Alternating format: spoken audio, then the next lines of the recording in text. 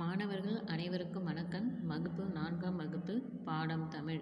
போன வகுப்பில் நம்ம என்ன பார்த்தோம் அப்படின்னு பார்த்தீங்கன்னா, பாடம் 23லிருந்து கன்னியாகுமரி பற்றி பார்த்தோம் இல்லைங்களா? கன்னியாகுமரி எந்த அளவுக்கு ஒரு சிறப்பு வாய்ந்த அழகான ஊர் என்பதை பற்றி பார்த்தோம்.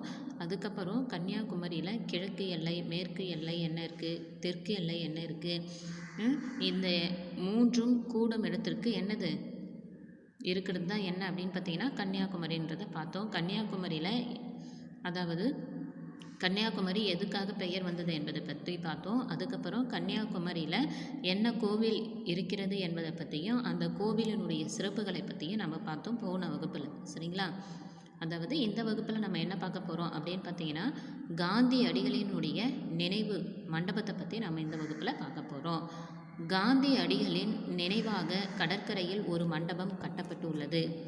காந்தியடிகளினுடைய நினைவாக கடற்கரையில் என்ன பண்ணியிருக்காங்க, ஒரு மண்டபம் ஒன்று கட்டியிருக்காங்க. அதாவது கடற்கரைக்கு பக்கத்தில் இருக்குது. தெரியுதுங்களா? இதுதான் காந்தியடிகளினுடைய மண்டபம். மண்டபத்தில் ஒரு மேடை ஒன்று உள்ளது. அதாவது பள்ளியில் ஆண்டு விழா வச்சாலும் சரி, நம்முடைய ஊர்களில் திருவிழாக்கள் நடக்கும் பொழுது அந்த திருவிழாவில் என்ன பண்ணுவாங்க, ட்ராமா பண்ணுறது, கூத்து பண்ணுறது, இது எல்லாத்துக்கும் என்ன பண்ணுவாங்க, ஒரு மேடை ஒன்று அமைப்பாங்க இல்லைங்களா? அதுதான் ஒரு மேடை ஒன்று அமைப்பாங்க இல்லையா? அதை தான் என்ன சொல்கிறாங்க அப்படின்னு பார்த்தீங்கன்னா, ஒரு மண்டபத்தில் உள்ள ஒரு மேடை உள்ளது. நம்ம எப்படி ஒரு ஃபங்க்ஷனுக்கு நம்ம திருமணத்திற்கோ அல்லது காது குத்தலுக்கோ எப்படி ஒரு மேடை அமைக்கிறோமோ அந்த மாதிரி தான் அந்த மண்டபத்துக்குள்ளே ஒரு மேடை ஒன்று அமைந்துள்ளது அப்படின்னு சொல்கிறாங்க. அந்த மேடையில் என்ன இருக்குது அப்படின்னு பார்த்தீங்கன்னா, காந்தி அடிகளினுடைய சாம்பல் கலையம் ஒன்று உள்ளது.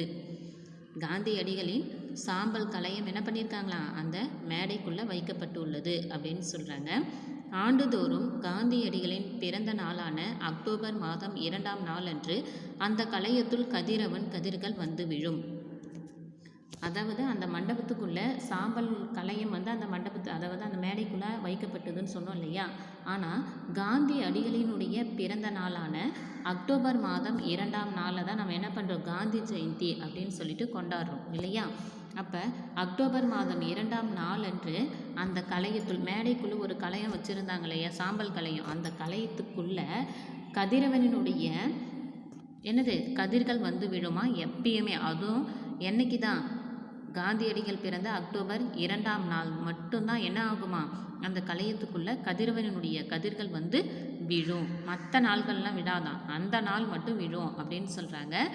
அந்த அளவுக்கு நுட்பமான கட்டடக்கலை சிறப்புடன் விளங்குகிறது. அந்த அளவுக்கு அதனுடைய கட்டடக்கலை மிகவும் சிறப்பாக இருக்கிறது மட்டும் இல்லாமல் மிகவும் வியப்புக்குரியது, பாராட்டத்தக்கது, பார்த்து மகிழ, அதாவது மற்றவர்கள் பார்க்கும் பொழுது ரொம்ப மகிழ்ச்சியை தரக்கூடியதாகவும் விளங்குகிறது அப்படின்னு சொல்கிறாங்க. அதுக்கப்புறம் பார்த்திங்கன்னா, கடற்கரையின் கிழக்கே 400 மீட்டர் தொலைவில், கடற்கரையினுடைய கிழக்கு பகுதியில் 400 மீட்டர் தொலைவில் ஒரு பாறை ஒன்று உள்ளது. அதுவே விவேகானந்தர் பாறை. இந்து சமயத்தின் பெருமையை உலகெங்கும் பரப்பிய பெரியவர் யார்? அதாவது இந்து சமயத்தினுடைய பெருமையை உலகெங்கும் பரப்பியவர் விவேகானந்தர். அவர் அப்பாறையில் அமர்ந்து வழிபட்டார். அந்த பாறைக்கு மேலே தான் அமர்ந்து என்ன பண்ணுவாராம், எதுவாக இருந்தாலும் வழிபடுவாராம். அதன் நினைவாக அங்கு விவேகானந்தர் சிலை நிறுவப்பட்டு உள்ளது. மண்டபமும் கட்டப்பட்டு உள்ளது. அதன் அருகே ஒன்று திருவள்ளுவர் சிலை, 133 அடியுள்ள திருவள்ளுவர் சிலை புகழ் வாய்ந்தது அப்படின்னு சொல்கிறாங்க.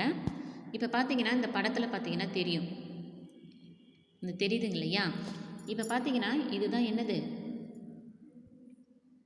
இதுதான் விவேகானந்தர் சிலைகள். அதுக்கப்புறம் காந்தி அடிகளினுடைய மண்டபமும் விவேகானந்தரனுடைய சிலையும் காணப்படுது இல்லைங்களா? இதுதான் கடற்கரை பகுதி. இந்த கடற்கரை பகுதிக்கு 40 அடியில் தான் என்ன இருக்குது அப்படின்னு பார்த்தீங்கன்னா, இந்த 40 அடிக்குள்ளே தான் திருவள்ளுவருடைய சிலைகள் காணப்படுது அப்படின்னு சொல்கிறாங்க. சரிங்களா?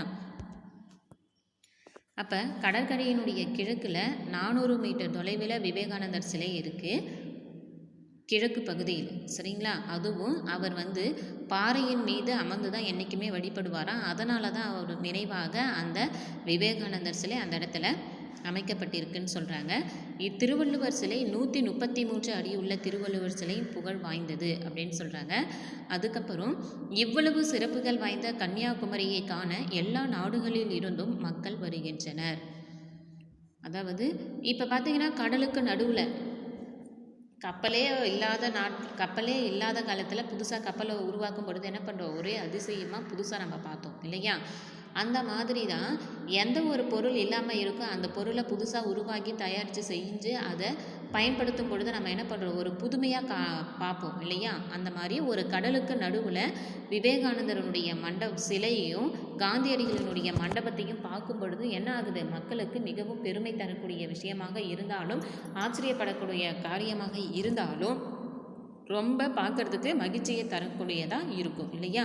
அதனால் இவ்வளவு சிறப்பு வாய்ந்த கன்னியாகுமரியை காண எல்லா நாடுகளிலிருந்தும், இப்போ நம்ம ஊரில் திருவிழா நடக்குது அப்படின்னு பார்த்திங்கன்னா அந்த திருவிழா பார்க்குறதுக்காக மற்ற ஊர்களில் இருந்தும் பக்கத்து ஊர்களில் இருந்தும் என்ன பண்ணுவாங்க, நிறைய மக்கள் வந்து பார்க்கறதுக்காக வருவாங்க. அந்த மாதிரி இப்படிப்பட்ட சிறப்பு வாய்ந்த இந்த கன்னியாகுமரியை பார்க்கறதுக்காக எல்லா நாடுகளிலிருந்தும் மக்கள் வருகின்றனர்.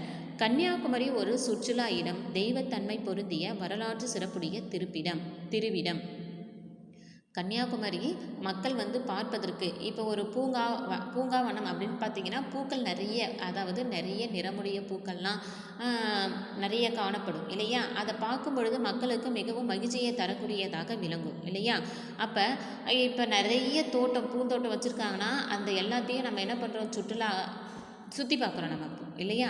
அந்த மாதிரி தான் கன்னியாகுமரியில் மக்கள் எல்லா நாடுகளிலிருந்து வந்தாலும் ஒரு சுற்றுலா இடமாக காணப்படுது கன்னியாகுமரி.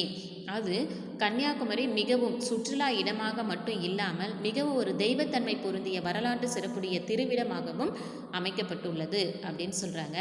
கன்னியாகுமரிக்கு செல்ல பேருந்து வசதியும் உண்டு, தொடர்வண்டி வசதியும் உண்டு. கண்டு வருக களிப்பு கொண்டு வருக அப்படின்னு சொல்கிறாங்க. அதாவது ஒரு ஊர் வந்து ரொம்ப ஃபேமஸாக ஆயிடுச்சுன்னா அப்படின்னு பார்த்தீங்கன்னா எல்லா ஊர்களுக்கும் பேருந்து வசதி இருக்கும், எல்லாமே இருக்கும். ஆனால் ஒரு ஊர் வந்து ரொம்ப ஃபேமஸாக, அதாவது ஒரு கோவில் வந்து புகழ்வாய்ந்த கோவிலாக இருந்தது அப்படின்னு பார்த்தீங்கன்னா அந்த ஊர்களுக்கு நிறைய அடிக்கடி பேருந்து வசதிகள் நிறைய இருக்கும் இல்லைங்களா? இப்போ நம்ம திருப்பதி போகிறோம் அப்படின்னு பார்த்தீங்கன்னா என்னது, மிகவும் பெருமை வாய்ந்த ஒரு கோவில். அதனால் நிறைய மக்கள் வந்து அந்த கோவிலுக்கு போகிறதால என்ன ஆகுது, திருப்பதினாலுமே நிறைய என்ன ஆகுது, பேருந்து வசதி நிறைய இருக்குது இல்லையா?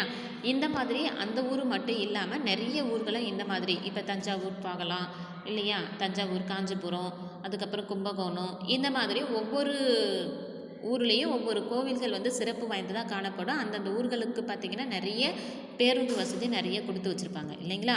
அந்த மாதிரி தான் கன்னியாகுமரியும் மிக ஒரு சுற்றுலா செல்ல இடமாக இருக்கிறதால பேருந்து வசதிகள் அதிகமாக இருக்கும், தொடர்வண்டி வசதியும் இருக்குது. அதனால் மக்கள் அனைவரும் வந்து என்ன பண்ணுங்க, மகிழ்ச்சியாக பார்த்து, அதாவது கன்னியாகுமரியை பார்த்து ரொம்ப மகிழ்ச்சியாக இருங்க அப்படின்னு சொல்லிட்டு இந்த பாடத்தில் நமக்கு கொடுத்துருக்காங்க. சரிங்களா? அப்போ இந்த கன்னியாகுமரி வந்து அழகாக என்ன பண்ணியிருக்காங்கன்னா, உங்களுடைய புத்தகத்திலே வந்து விவேகானந்தருடைய சிலை, காந்தி மண்டபம், அதுக்கப்புறம் திருவள்ளுவனுடைய சிலைகள் இதை கொடுத்துருக்காங்க. திருவள்ளுவனுடைய சிலைகள்லாம் கொடுத்துருக்காங்க இல்லைங்களா? அப்போ கன்னியாகுமரி எந்த அளவுக்கு சிறப்பு வாய்ந்ததாகவும் அது எப்படி வந்து மிகவும் தெய்வத்தன்மை வாய்ந்த கோவிலாகவும் இருக்கிறது என்பதை பற்றி தான் இந்த பாடத்தின் மூலமாக நமக்கு கொடுத்துருக்காங்க. சரிங்களா? நன்றிப்பா.